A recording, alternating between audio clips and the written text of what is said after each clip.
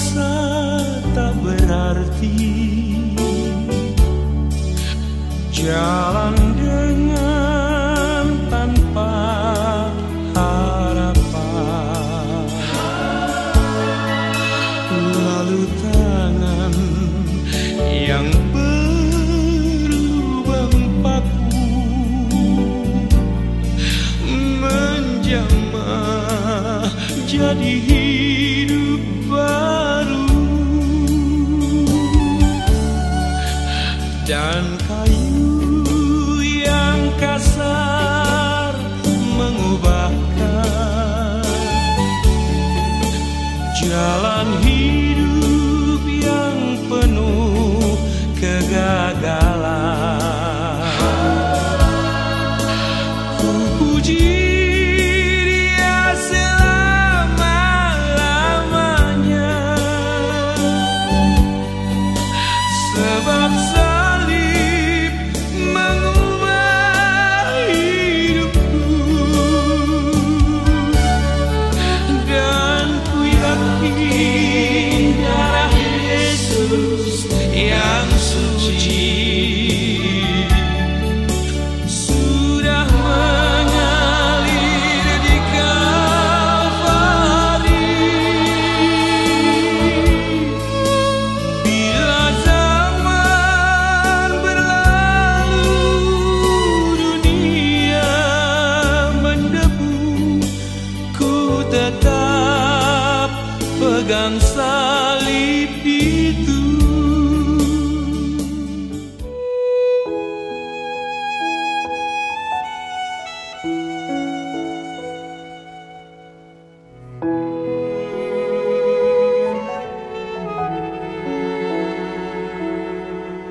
Dalam segala keadaan,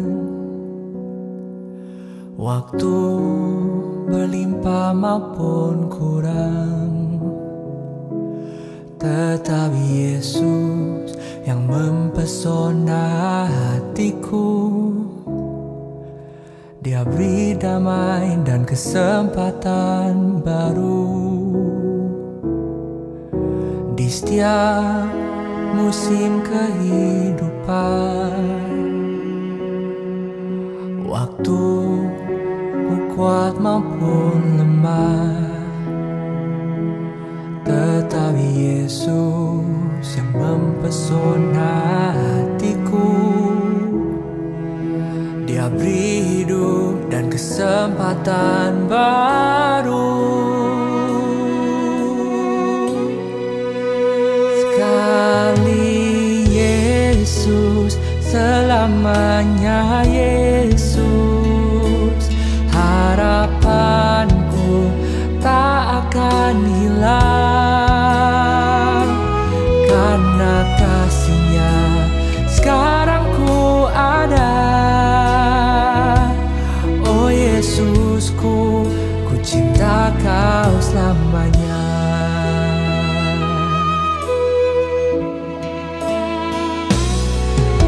Di setiap musim kehidupan,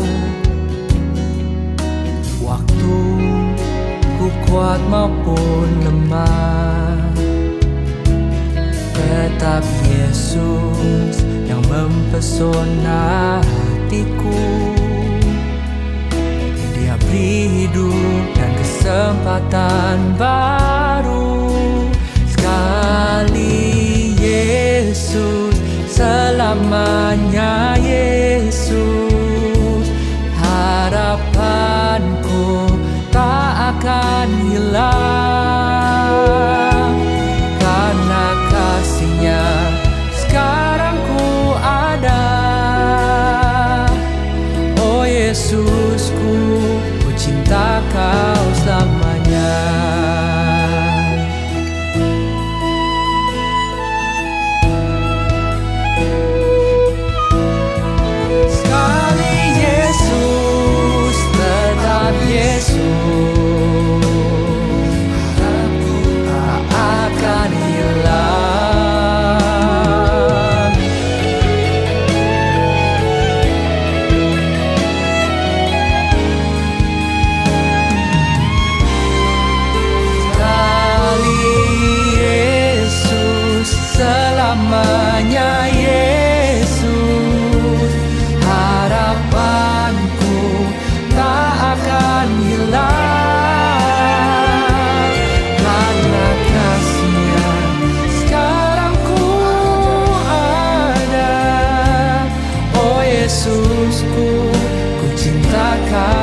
selamanya. Karena kasih-Nya sekarang ku ada. Oh Yesusku, ku cinta Kau selamanya.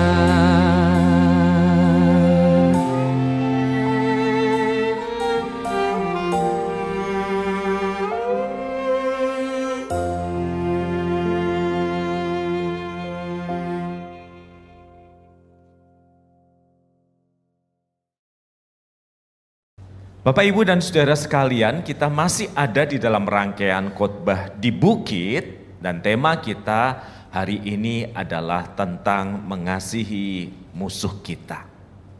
Saya ingin kita membaca ayat Alkitab ini. Saya akan bacakan bagi Bapak Ibu dalam versi terjemahan baru yang kedua, yang barangkali berbeda dengan versi digital yang ada terjemahan baru yang pertama. Kamu telah mendengar yang difirmankan, mata ganti mata dan gigi ganti gigi. Namun aku berkata kepadamu, janganlah kamu melawan orang yang berbuat jahat kepada kamu. Melainkan siapapun yang menampar pipi kananmu, berilah juga kepadanya pipi kirimu. Dan kepada orang yang mengadukan engkau karena mengingini bajumu, serahkanlah juga jubahmu. Dan siapapun yang memaksa engkau berjalan sejauh 1 mil, berjalanlah bersama dengan dia sejauh 2 mil. Berilah kepada orang yang meminta kepadamu, dan janganlah menolak orang yang mau meminjam daripadamu. Kamu telah mendengar apa yang difirmankan, kasihilah sesamamu manusia dan bencilah musuhmu. Namun aku berkata kepadamu, kasihilah musuhmu dan berdoalah bagi mereka yang menganiaya kamu. Dengan demikian kamu menjadi anak-anak dari Bapamu yang di surga, sebab Ia menerbitkan mataharinya bagi orang yang jahat maupun orang yang baik, dan menurunkan hujan bagi orang yang benar maupun orang yang tidak benar. Apabila kamu mengasihi orang yang mengasihi kamu, apakah upahmu? Bukankah pemungut cukai juga berbuat yang demikian? Apabila kamu hanya memberi salam kepada saudara-saudaramu saja, apakah lebihnya perbuatanmu itu? Bukankah bangsa-bangsa yang tidak mengenal Allah pun berbuat demikian?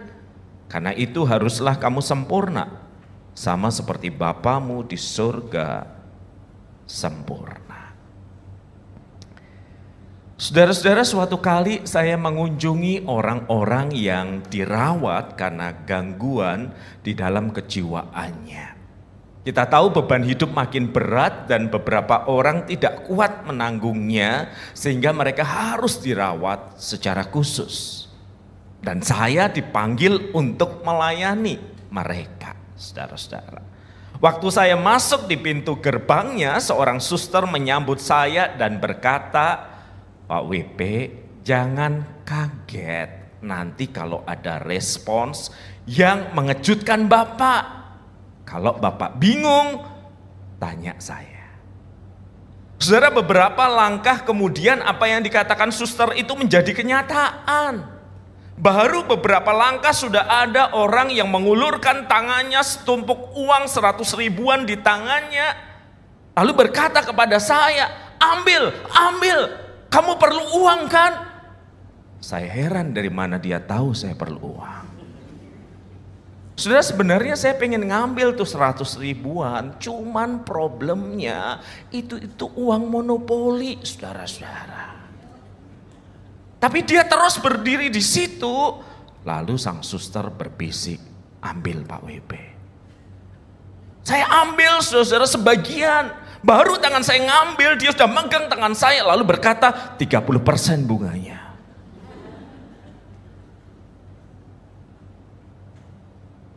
Kemudian kami berjalan lagi.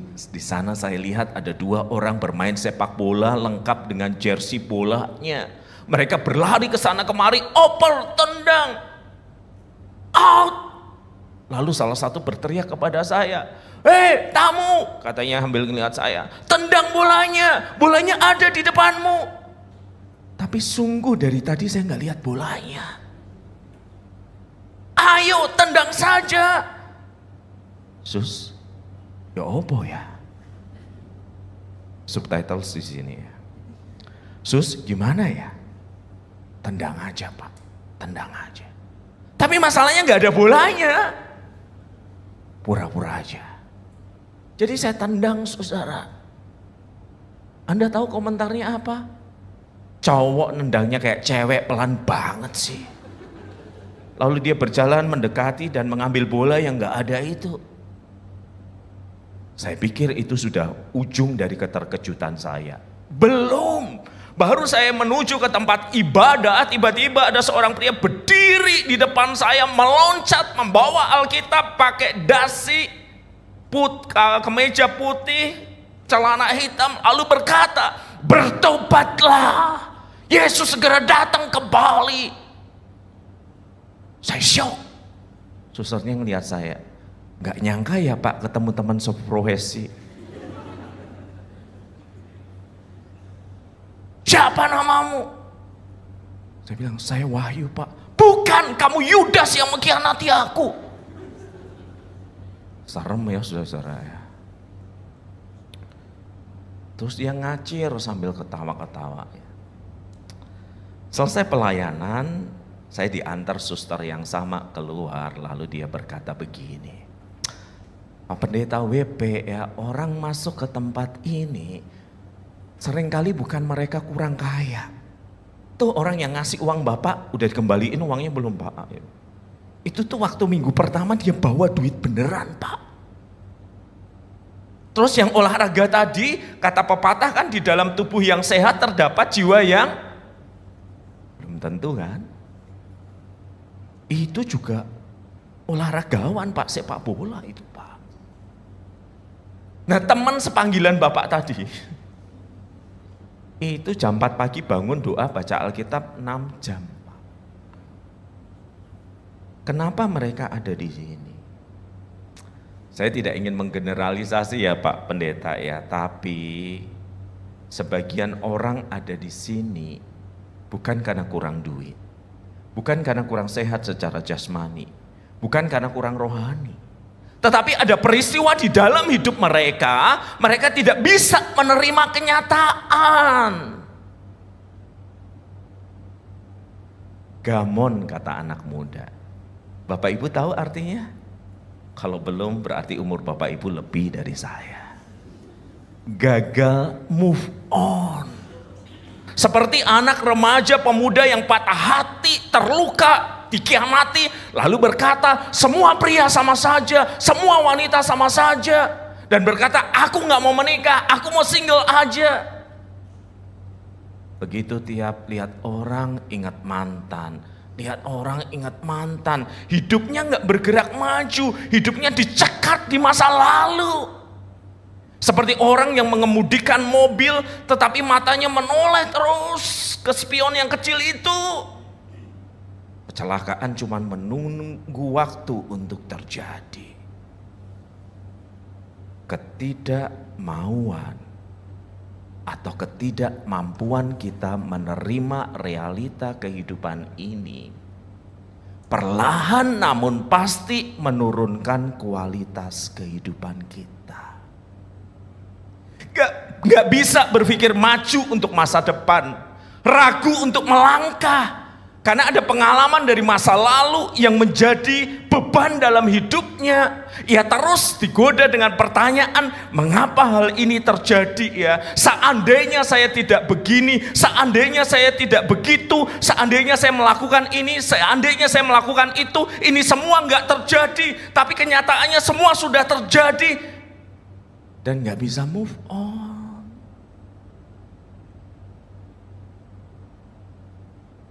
Saudara-saudara, ketika Tuhan Yesus mengajar khotbah di bukit, dia berbicara kepada murid-muridnya.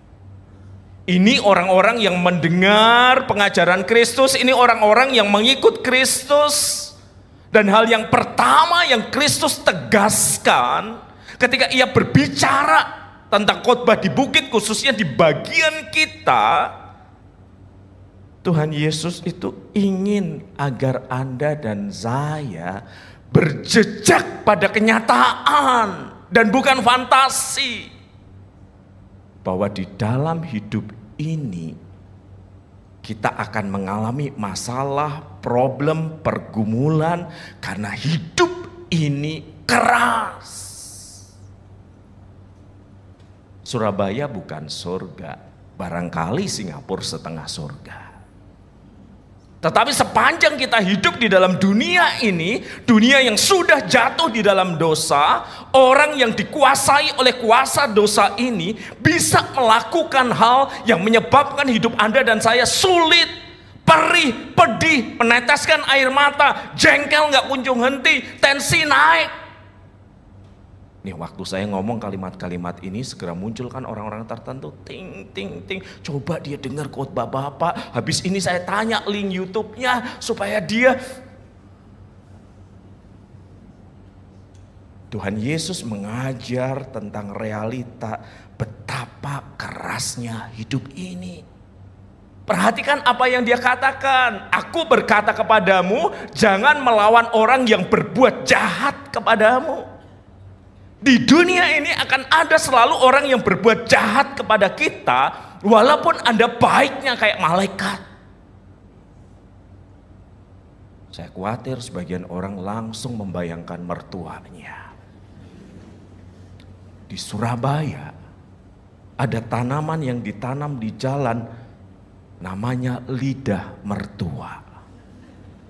Tajam-tajam. Menurut Anda yang memberi nama tanaman ini mertua atau menantu? Barangkali juga ada yang langsung ingat menantunya.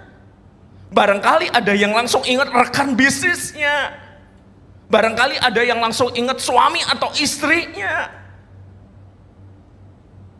Kalimat awal itu dia udah berkata, ada orang yang berbuat jahat kepada kita.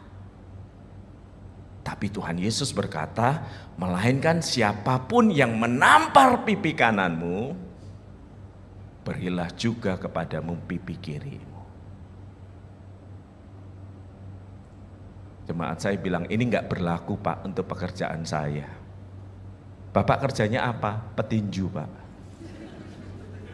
Sebentar, ini ada maksudnya ya. Tadi di ibadah yang pertama saya ketemu satu sukarelawan gitu ya. Tapi saya nggak mau panggil Bapak ini lagi, nanti saya 2 kali ngegambar dia gitu. Pak Steve aja deh, Pak sini Pak, ketua majelis kan? Kapan lagi gambar ketua majelis gitu ya. Anda paling berani cuma ngomongin di belakang, saya berani gambar nih. Pegang mic Pak. Pegang mic Pak gitu. Pegang mic Pak, beneran pegang mic. Pak Xiaomi, tunjukkan pipi kanannya yang mana Pak? Ya, oke ya, pasrah banget. Saudara, kalau pipi kanannya Pak Steve kan, tolong Pak ditunjuk di yang mana, itu ya. Nah, bayangin ya, kalau saya mau menampar pipi kanannya dia, agak ribet kan. Kalau pipi kirinya lebih mudah ini ya. Kalau pipi kanannya berarti saya harus nampar pakai tangan kiri kan, gitu ya. Ini nggak ada latihan loh ya. Kurang dramatis menurut sinetron Indonesia gitu. Menampar pakai tangan kiri bagi orang Yahudi ini bukan tangan yang secara religius clean ya. Ini bukan tangan yang dalam tanda kutip sopan gitu. Ini merendahin banget gitu. Seolah mengatakan najis kamu gitu loh ya, tangan kiri. Kok efeknya nggak ada Pak? Cara yang kedua adalah pipi kanannya mana Pak? Pipi kanan lagi Pak, adalah dengan backhand, right? Gini ya. Terlatih dalam drama rumah tangga. Istri Bapak yang mana sih? Saya mau nanya, kok kayaknya pengalaman banget, udah pasrah banget digambar. Dan saya harus pakai punggung tangan, thank you Pak, thank you. Saya nggak ingin lebih emosi lagi. Saya harus pakai punggung tangan. Dan punggung tangan ini juga bukan bagian yang terhormat. Ini biasanya dipakai untuk menghukum budak, orang-orang rendahan yang dianggap nggak selevel. Tuhan Yesus pengen ngomong apa? Di dalam dunia ini akan ada orang yang berbuat jahat kepadamu, merendahkan kemanusiaanmu, karena memukul pakai tangan kiri, pakai punggung tangan. Di dalam dunia ini juga ada yang akan mengadukan engkau ke pengadilan karena mengingini jubahmu, mengingini sesuatu darimu. Di dalam dunia ini akan ada orang yang memaksa kamu berjalan 1 mil. Waktu itu Israel dijajah Roma, dan Roma tentara kalau mau bawa beban berat mereka malas, mereka memaksa penduduk harus bawa. Kalau nggak bawa mati. Jadi kemudian akan ada orang yang berbuat jahat tanpa kita harus berbuat jahat kepada mereka. Akan ada orang yang meminta dan kadangkala caranya tidak menyenangkan. Lihat, Tuhan Yesus itu ingin menggambarkan kepada Anda dan saya bahwa kita ini tidak hidup di surga even ketika kita di Singapura. Di sini akan ada orang yang akan berbuat jahat kepada kita, merendahkan kemanusiaan kita. Akan ada orang yang mengadukan kita ke pengadilan karena mengambil sesuatu, ingin mengambil sesuatu dari hidup kita. Akan ada orang yang memaksa kita ngelakuin sesuatu yang kita nggak suka, kita nggak salah. Akan ada orang yang memanipulasi hidup kita. Jadi jangan berkata, Pak, salah saya apa? Kok hal buruk ini terjadi? Anda dan saya hidup di dunia yang tidak sempurna, di mana dosa sudah merusak segala sesuatu di dalamnya. Orang melihat orang lain seperti serigala lapar, melihat mangsanya. Terimalah kenyataan yang tidak menyenangkan ini. Walaupun saya tahu kita ini suka mengedit-edit kenyataan supaya lebih indah, kan? Potret. Atur ya supaya yang kurus ya, supaya kakinya panjang ya. Udah diatur posisi setengah mati tetap, kok enggak ya? Pulang putih kurang cerah, diedit. Sampai suami kita aja nggak kenal itu kita. Sampai malaikat mau disuruh Tuhan jemput kita juga bingung gitu. Kita ini suka mengedit-edit kenyataan supaya sesuai yang kita mau. Tapi Tuhan Yesus sangat to the point. Terima kenyataan ini sebuah dunia yang sudah jatuh di dalam dosa, di mana orang bisa melukai, di mana orang bisa terluka. Termasuk saya sebagai seorang pendeta. Saya pernah dilaporin ke polisi. Saya pernah akan digugat ke pengadilan. Saya pernah ditipu. Udah makanan sehari-hari. Suatu kali datang seorang perempuan membawa anak ke ruang kerja saya sambil berkata, Pak WP, kasihan anak saya, besok mau ujian, belum bayar. Suami saya kerja sebagai TKI di Malaysia, nggak ada kiriman uang. Pak WP tolong bayarin dong. Oh, saya sudah pengalaman puluhan tahun jadi pendeta, saya nggak percaya gitu aja. Pertama kali saya datang ke Surabaya, ada yang mengaku suaminya dirawat di rumah sakit X, butuh duit. Saya kasih, waktu itu belum ada Google dan yang lainnya ya. Besoknya saya tanya kantor, rumah sakit X mana ya? Saya mau besuk, gak ada nama rumah sakit itu, Pak. Jadi saya bilang gini, Bu, besok ibu ke sekolah bawa anak ini masuk. Kalau anak ini masuk ke sekolah, saya kasih ibu uangnya, urus ke TU sekolah. Oh jangan Pak, gak enak, repotin Pak WP. Gak apa-apa. Saya ingin bantuan ini to the point, jatuh ke orang yang tepat. Beneran saudara, Senin pagi itu saya parkir mobil saya lihat si ibu dan si anak pakai seragam, pakai tas. Si anak mencium tangan saya dan kemudian dia berjalan masuk ke sekolah yang agak jauh di sana. Dan si ibu berkata, Bapak udah yakin? Ya. Saya nanti akan naik sepeda Pak, ke kantor TU-nya agak jauh di sana. Lalu si ibu, Mas terima uang dari saya dan kemudian dia masuk. Saya pergi. Baru saja saya mau buka pintu mobil, seorang memanggil saya, Om. Saya marah sekali. Apa dia nggak bisa ngelihat orang begitu muda dipanggil Om? Ternyata security. Lalu dia berkata, Bapak ngasih uang sama dia? Iya. Suaminya kerja di Malaysia? Betul. Anaknya nggak bisa ikut ujian. Iya. Bapak orang kelima dalam minggu ini. Bapak ketipu. Nggak bisa, dia masuk ke dalam kok. Si ibu naik sepeda ke dalam. Lalu dia mengajak saya gini, Pak mari kita masuk lihat. Ya, ini pintu gerbang ya. Dia jalan ke situ, di situ itu ada kampung Pak, nggak ada pagernya. Nah anaknya melipir ke situ, ibunya melipir ke kiri, nanti jemput anaknya di situ. Besok dia mengulangi lagi Pak. Selamat ya Pak. Wih, dalam hati saya berpengalaman juga ditipu loh saudara-saudara. Kejahatan memang kayak Yamaha, selalu di depan. Catatan tidak di-endorse oleh Yamaha ya.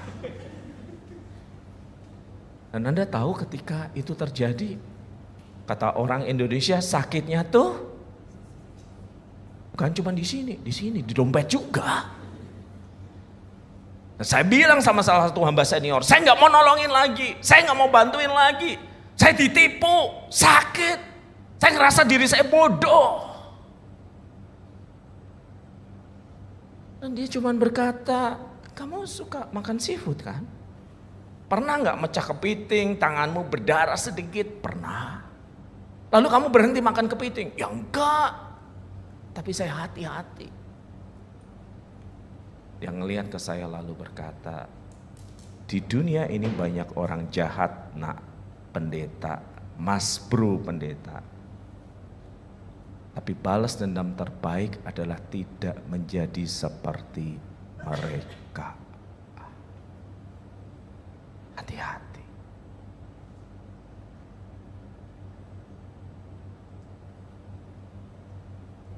Kita hidup di dalam dunia yang keras.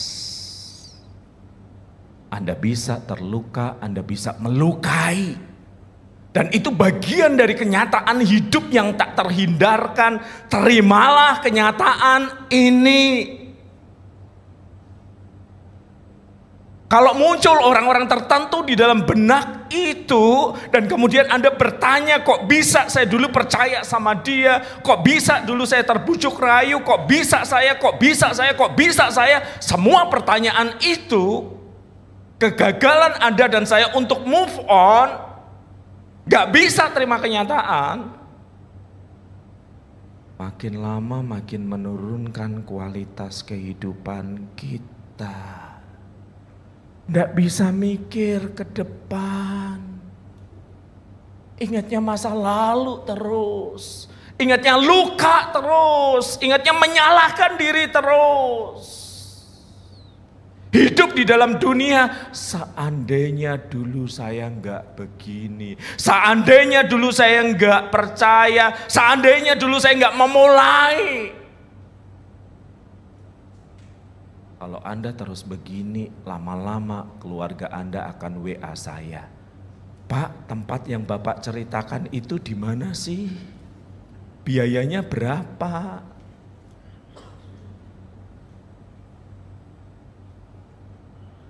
Yang kedua, di dalam dunia yang keras ini Tuhan Yesus mengajar kita, respons kita terhadap realita kerasnya hidup ini seharusnya mencerminkan siapa diri kita, identitas diri kita sebagai anak-anak Allah. Ini ada orang yang berkata kepada saya gini, saudara, Pak, tiap kali saya lihat wajahnya saya mual, pengen muntah. Tiap kali saya lihat menantu saya, emosi saya Pak. Tiap kali saya lihat mertua saya, sakit langsung. Saya bilang tunggu ya, Anda ini kan bukan AC yang ada remote nyala dingin, anginnya tambah kenceng, suhunya tambah dingin. Manusia kan nggak begitu. Di antara apa yang terjadi pada dirinya dan responsnya selalu ada ruang bagi dia untuk menentukan saya mau merespons gimana. Dan respons kita, kata Tuhan Yesus, seharusnya mencerminkan identitas diri kita sebagai anak-anak Allah. Perhatikan kalimat ini, saudara-saudara. Kamu telah mendengar yang difirmankan, standar dari berita yang lama. Kasihilah sesamamu manusia dan bencilah musuhmu. fair, adil. Teman dikasihi, musuh dibenci, fairness, keadilan. Namun aku berkata kepadamu, kasihilah musuhmu, melampaui keadilan, dan berdoalah bagi yang menganiaya kamu, melampaui keadilan. Sebab dengan demikian kualitas kita sebagai anak-anak Bapa yang di surga kelihatan. Saudara, kita menjadi anak-anak Bapa di surga karena apa sih? Karena keadilan. Tuhan ngelihat kita, Pak Steve ketua majelis, rajin, bersedia digampar, cocok jadi anakku. Pak Nanang, enggak cocok. Enggak. Kita menjadi anak-anak Bapa di surga ketika kita percaya kepada Yesus Kristus Tuhan dan Juru Selamat, ketika pengorbanannya, penebusannya menyucikan kita dan menjadikan kita anak-anak Allah. Itu layak kita terima? Tidak. Allah memperlakukan kita dengan kasih karunia, anugerah yang tidak selayaknya kita terima, kita terima. Nah, sekarang Bapa di surga meminta agar dengan anugerah yang sama yang kita terima darinya, terusin yuk ke orang lain. Karena itu haruslah kamu sempurna, sama seperti Bapamu yang di surga adalah sempurna. Di kalimat ini Anda bisa berkata, tidak ada orang yang sempurna, Pak. Kesempurnaan cuma milik Tuhan sama Andra and the Backbone. Gak ada yang sempurna. Setuju. Saya akan berkata amin. Tetapi yang ingin dikatakan oleh ayat ini adalah ketika kita hidup seperti hidup menjadi anak-anak Bapa yang di surga itu, Tuhan Yesus menunjukkan jalan pertumbuhan kita. Target akhirnya apa? Target akhirnya seperti Bapamu yang di surga. Dalam jatuh bangun yang belum sempurna, kita bergerak menuju kesempurnaan kekal. Tapi dalam perjalanan ini ada kualitas-kualitas Bapa di surga yang muncul dalam hidup kita. Saudara, sebagai seorang pendeta jemaat, saya itu sering besuk jemaat yang baru saja punya anak, suami istri yang baru punya anak. Yang paling seru itu kalau punya anak pertama. Tuh anak masih merah, baru 7 hari lahir, terus istrinya bilang gini, mirip saya kan ya Pak? Lihat wajahnya sama saya, mirip kan? Bapaknya gak terima, enggak, itu lebih mirip saya ya Pak. Perhatikan jidatnya, persis kan? Terus mereka beradu argumentasi, enggak mirip saya, enggak mirip saya. Dan saya lihat, terus ujungnya mereka tanya, mirip, menurut Pak WP mirip siapa? Saya bilang mirip tetangga. Saudara, bahwa anak mirip papa atau mama atau keduanya itu wajar kan? Ya, jadi seiring dengan waktu mulai kelihatan tuh kelakuannya kayak bapaknya, keras kepala tuh. Oh ini, kayak ibunya cantik, wajahnya menarik, persis mamanya, wajar kan? Gak ada yang aneh kan? Ketika kita disebut anak-anak dari Bapa yang di surga, tampilan fisik kita bisa macam-macam. Tetapi pertanyaannya adalah seiring waktu, apakah kualitas Bapa yang di surga itu makin terlihat di dalam ketidaksempurnaan hidup kita?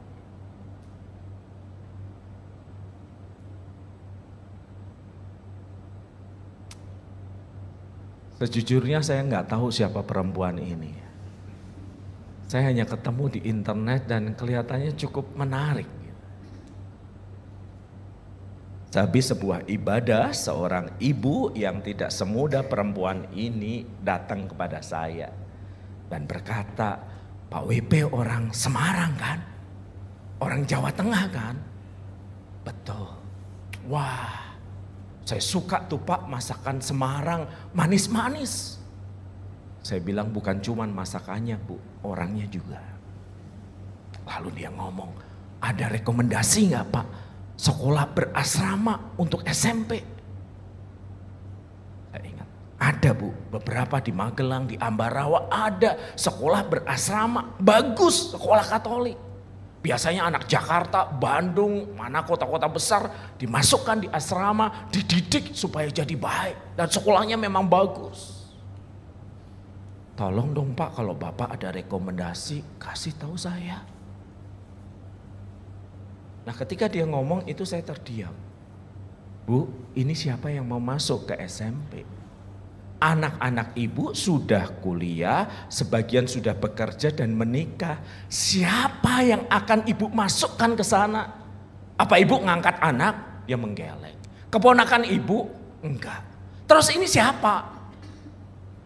Nah saya tahu ini siang hari ya saudara-saudara ya. Mungkin sebagian loadingnya agak lambat, karena itu saya ngomongnya agak pelan-pelan gitu ya. Karena loading saya juga agak lambat gitu ya. Dan saya tanya sama dia, jadi ini anak siapa? Perhatiin kalimat saya. Ini anak suami saya, almarhum, tapi bukan anak saya. Itu kalau di sinetron Indonesia, kamera diarahkan kepada saya, zoom in, lalu saya berkata, apa? Terus piring jatuh, kucing loncat, helikopter terjadi, tsunami datang. Perhatiin kalimatnya ya. Ini anak almarhum suami saya, tapi bukan anak saya. Udah mulai nangkep ya. Overrate EQ-nya orang Singapura kan lebih tinggi dari Indonesia gitu. Dan si ibu menahan air matanya lalu berkata, saya baru tahu ketika suami saya membuka cabang perusahaan kami di kota X, ternyata dia juga membuka cabang rumah tangga kami. Dan Pak WP tahu yang lebih menyakitkan bukan hanya dia ternyata menikah lagi, dia punya anak perempuan dan namanya persis seperti anak kami.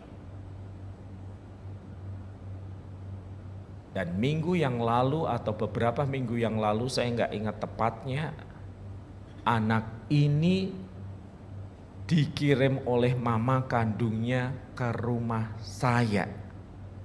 Karena mama kandungnya tidak mau membesarkan anak ini. Dia cuma pakai anak ini supaya suami saya terikat dengannya, tapi kini suami saya sudah almarhum. Saya tanya ibu-ibu ya, bapak-bapak udah banyak salahnya, saya nggak mau nanya. Kalau sebuah siang bel di rumah Anda berdering dan Anda keluar dan Anda tahu itu adalah darah daging almarhum suami Anda dengan perempuan lain berdiri bawa tas di depan pintu. Pilihan tindakannya usir, usir atau usir.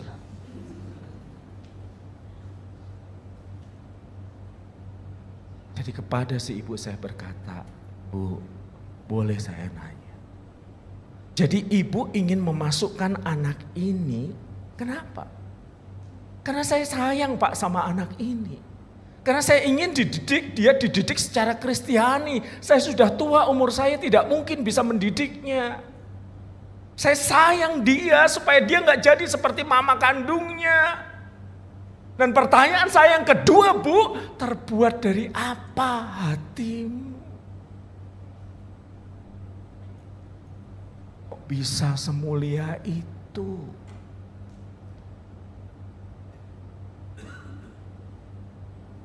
Pak, pada saat saya tahu suami saya menikah lagi, hati saya hancur.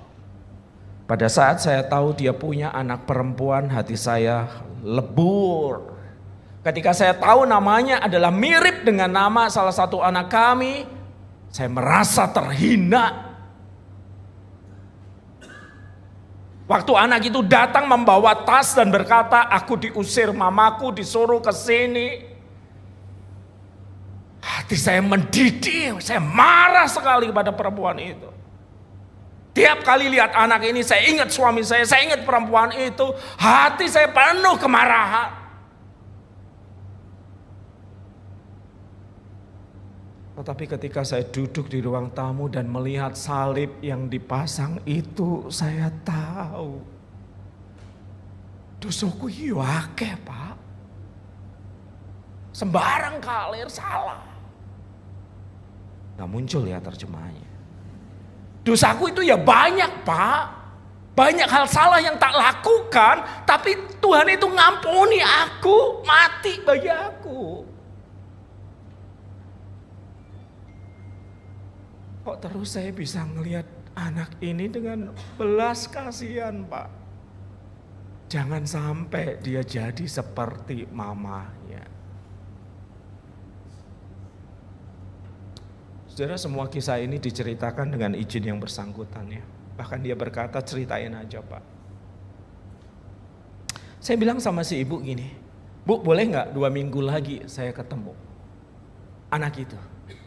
Oh boleh Pak WP, saya bawa.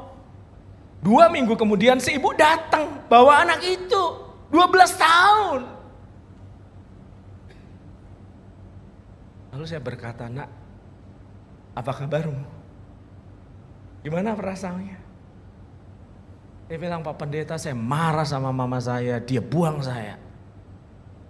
Jadi saya dilahirkan cuman supaya papa itu tetap sama mama bisa ngambilin uangnya, begitu papa meninggal saya dibuang.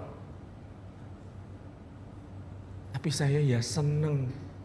Dia nunjuk perempuan tua ini lalu berkata, Mami merawat saya, mau nyekolahin saya.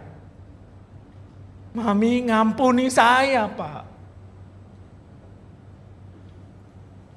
Terus kami ngobrol panjang lebar. Di akhir percakapan itu dia nanya, Pak Pendeta, saya punya satu pertanyaan. Kalau saya besar nanti, 17 tahun, saya boleh nggak jadi orang Kristen?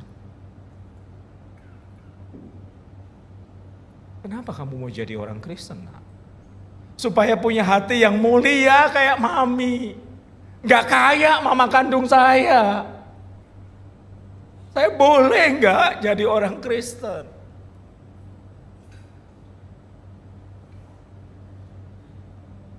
Di dunia ini udah terlalu banyak orang terluka. Di dunia ini orang menerima keadilan itu adalah hal yang wajar. Tetapi diam-diam orang sebenarnya merindukan pengampunan, anugerah. Dan Tuhan ingin memakai kehidupan kita yang gak sempurna, yang penuh luka. Tetapi kita diselamatkan oleh anugerahnya, ditebus oleh darahnya. Tuhan Yesus berdiam di dalam diri kita, rohnya memenuhi kita. Supaya orang bisa melihat ada kehadiran Kristus. Ada Roh Kudus yang menuntun respons kita. Kasih dan kuasa Kristuslah yang mengubahkan respons kita terhadap kerasnya hidup ini. Dari self-centered yang berbicara tentang keadilan, mata ganti mata, gigi ganti gigi. Menjadi sebuah respons yang berpusat pada Allah. Hidup sebagai anak-anak Bapa yang di surga. Ad maiorem Dei gloriam. Frase Latin yang berkata semuanya untuk kemuliaan Allah yang lebih besar.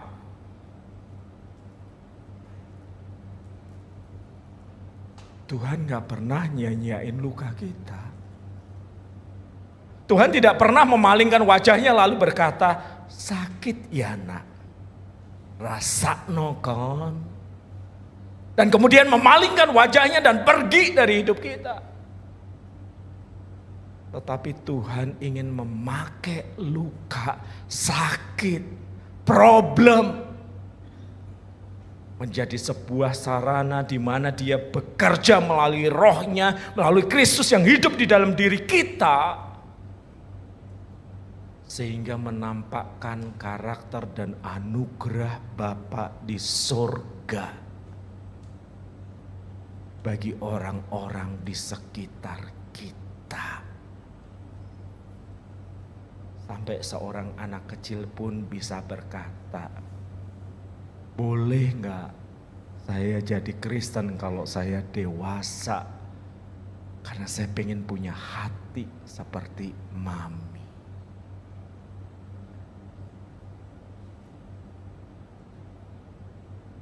Di dalam dunia yang keras dan tidak sempurna, kita terluka dan melukai. Tetapi biarlah respons kita memperlihatkan identitas diri kita. Anak-anak Bapa yang di surga, yang menerbitkan matahari bagi orang yang baik dan jahat, yang memberikan hujan bagi orang yang baik dan jahat, yang berbicara melampaui keadilan tetapi tentang anugerah dan penerimaan. Dan kekerasan tidak pernah mengubah dunia ini, tetapi anugerahnya mengubahkan diri kita. Dan Tuhan ingin memakai kita mengubah dunia ini. Semuanya bertepuk tangan, Tuhan. Mari nyanyikan bersama-sama, Tuhan. Kau satu penuh kasih, dua penuh hikmat, tiga penuh kuasa. Kau mulia, kau ada waktu suka, ada waktu duka. Kau setia dan selalu bersamaku. Kau membuatku tersenyum, membuatku tertawa, membuatku bahagia. Yesus, kaulah sahabat, selalu hadir setiap saat. Hatiku bergembira bersamamu, Yesusku. Kanan kiri ke depan, mari semua bergoyang, menari bergembira, sukacitaku dalam Kristus. Kau satu penuh kasih, dua penuh hikmat, tiga penuh kuasa. Kau mulia, kau ada waktu suka, ada waktu duka. Kau setia dan selalu bersamaku. Kau membuatku tersenyum, membuatku tertawa, membuatku bahagia. Yesus, kaulah sahabat, selalu hadir setiap saat. Hatiku bergembira bersamamu, Yesusku.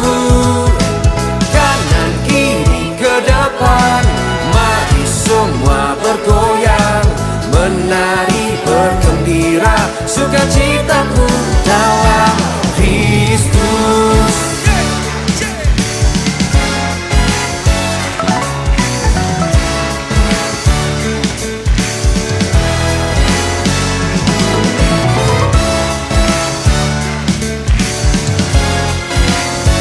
Mari semuanya dari depan sampai belakang, angkat tangannya tinggi-tinggi.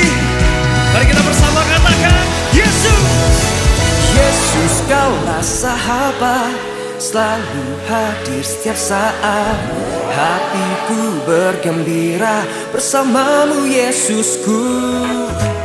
Kanan kiri ke depan, mari semua bergoyang, menari bergembira, sukacitaku. Yesus, kaulah sahabat, selalu